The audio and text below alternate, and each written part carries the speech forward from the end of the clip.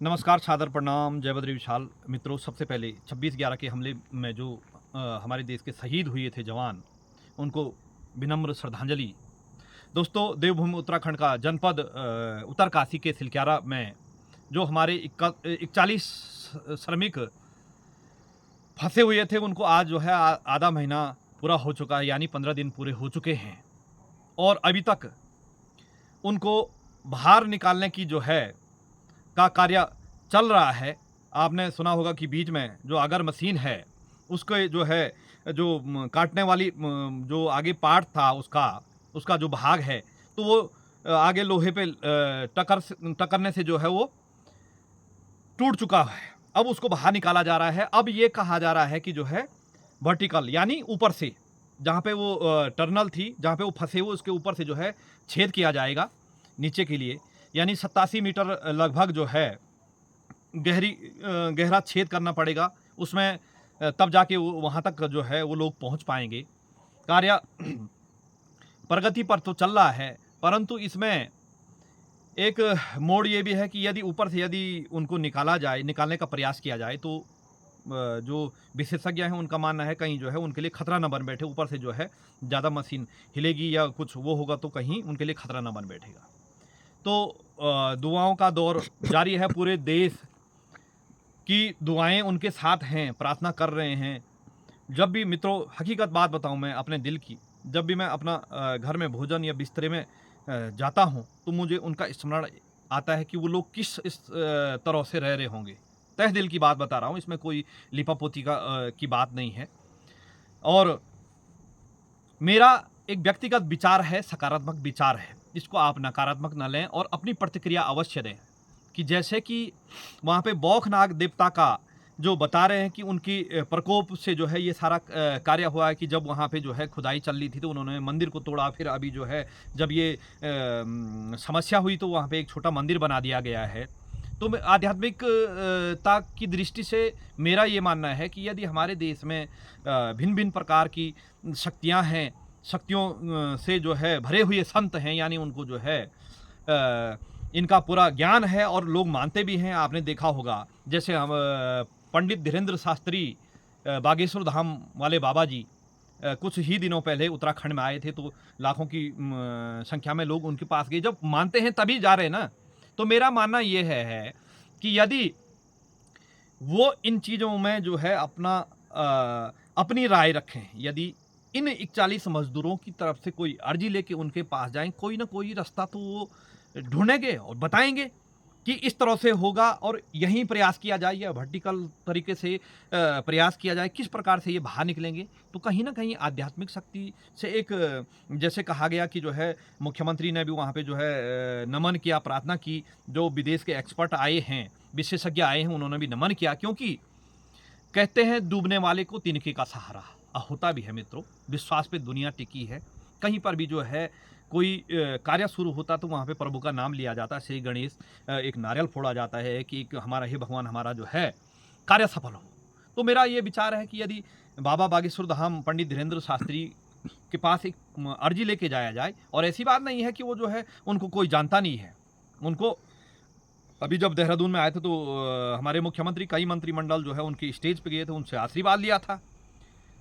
देश के और प्रदेशों के नेता अभिनेता जो है सारे उनके पास जाते हैं। यदि मेरी एक राय है, व्यक्तिगत राय है, इसमें कोई बाध्य नहीं है, सकारात्मक दृष्टिकोण से, ऐसी नहीं कि नकारात्मक। यदि वो इस चीज़ के शक्ति से भरपूर हैं, उनको शक्तियाँ प्राप्त हुई हैं, तो उनकी भी हमें मदद लेनी चाहिए।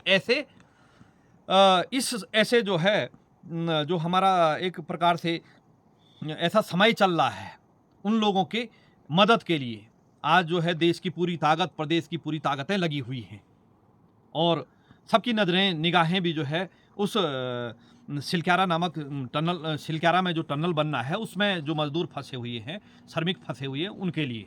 तो मेरा एक व्यक्तिगत विचारधारा है कि कहीं ना कहीं यदि वो धर्मगुरु हैं तो उनकी राय लेनी चाहिए। कहीं ना कहीं जो है वो कुछ ना कुछ जो है अपना सुझाव बताएंगे उस शक्तियों से पूछकर, या जो बाबा वो सन्यासी महाराज की या बालाजी की कृपा से उनके लिए कहीं न कहीं जो है रास्ता मिलेगा। ये मेरा व्यक्तिगत राय है। यदि हो सके तो हमें तो समय नहीं मिल पाएगा क्योंकि अभी आज आपने देखा कि थोड़ा मौसम भी जो है बिल्कुल बारिश का हो रहा है और हो सके कल तक जो है मौसम विज्ञान के अनुसार जो है कल बारिश आएगी, तो उनको जो है श्रमिकों को बाहर निकालने के लिए जो कार्य प्रगति पे चल रहा है उसमें कहीं न कहीं बाधा उत्पन्न होगी, जिससे जो है वो हमारे लिए या उन श्रमिकों को बाहर निकालने के लिए बहुत समस्या जटिल समस्या बनी रहेगी। मेरा ये मानना है कि यदि इसी प्रकार से ऐसा नहीं कोई बागेश्वर धाम के पास जाएँ या एक और भी है पंडोकर सरकार वहीं मध्य प्रदेश में, इस प्रकार की शक्तियों के पास यदि जाके कोई सरकार की तरफ से सरकारी तरफ से, हालाँकि परिवार के लोग तो जा नहीं पाएँगे ऐसी स्थिति में क्योंकि हम जान सकते हैं कि जिस परिवार का सदस्य यदि वहाँ पे फँसा होगा, उसके अंदर तो उस परिवार के साथ क्या जूझ रही होगी। हमें ही इतना जो है दुःख पीड़ा हो रही है, तो उनके परिवार वालों को कितनी हो रही होगी वो आप इसका अंदाज़ा लगा सकते हैं। तो इस प्रकार से सरकार के नुमाइंदों की तरफ से जो है कोई इस प्रकार का व्यक्ति भेजा जाए मेरी तरफ जो है कि जो उनकी तरफ से अर्जी लगा दे कि बाबा जी जो है हमारे, हालाँकि ऐसी बात नहीं है कि उनको ज्ञात नहीं होगा, लेकिन व्यक्तिगत तौर से कोई वहाँ पे जाए और उनसे सुझाव ले, या ऐसी बात नहीं है कि उनको सरकारी धन में यहाँ बुलाया जाए। 41 ज़िंदगियाँ हैं, ऐसी कोई मामूली बात नहीं है। 41 ज़िंदगियाँ हैं, तो उनके लिए जो है धीरेंद्र शास्त्री जो है आ सकते हैं उत्तराखंड में एक बार, क्योंकि जब हमने कहा कि एक बार मुलाकात हुई थी जब हमारी धीरेंद्र शास्त्री जी से, तो उन्होंने कहा था कि हमने भी जो है उत्तराखंड में तपस्या की, तो उस तपस्या का कर्ज के लिए जो है वो आ सकते हैं। यदि उनकी वजह से वो ज़िंदगियों को जो है बाहर निकालने में 41 मज़दूरों को बाहर निकालने में सफलता मिल जाए तो उनको भी दुआएँ मिलेगी और उनका भी जो है वैसे तो परचम लहरा रहा है देश में, लेकिन और जो उनके बारे में जो है नकारात्मक सोचते कहीं न कहीं वो भी सकारात्मक सोचेंगे। अब हालाँकि यदि मेरी अपनी बात रहती, मैं पंडित धीरेंद्र शास्त्री की जगह पे रहता तो मैं अपना जो है सुझाव पक्का देता यदि वो शक्तियाँ उनके पास होती तो।